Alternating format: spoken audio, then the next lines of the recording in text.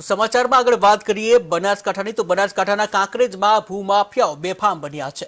બનાસ નદીમાં થાય છે ગેરકાયદેસર રેતી ખનન, ત્યારે શિહોરીના શંકરપુરા વિસ્તારમાં ભૂમાફિયાઓ બેફામ બન્યા છે।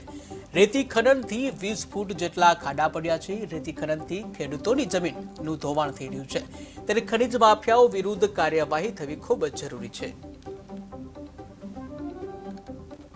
कि गाम शिवरी से 1.5 किलोमीटर शंकरपुरा गोमड़ी है एनी बाजू में शमशान भूमि है कि शमशान भूमि नी रेत बहु खेंची है अतारे एटले वानो कोक करो तो आ खास मीडिया वाला ने विनंती है कि आवવાનું તમે રોકાણ કરો તો બહુ સારું છે।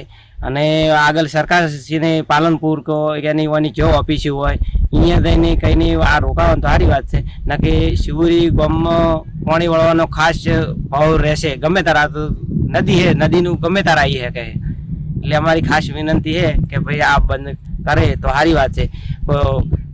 પાલનપુરના ઓફિસરો કે આવે છે કંબોચા રાખતા બેસે, પણ અહીંયા બેસે ને ગાડીઓ ચેક કર્યા હાટે કોઈ ખબર પડતી નહીં। અંદર આવીને જોઈ તો ખબર પડે દુધાણના શ્યામમાં ભરાય, શિવરીના શ્યામમાં ભરાય કે ઉંદરાના શ્યામમાં ભરાય, ચો ભરાય, જેટલું ખોદાણું હોય એ હોય અહીં સરકાર શ્રી જોવે તો ખબર પડે કે ભાઈ આ વસ્તીનું લોકોનું શું થાય છે।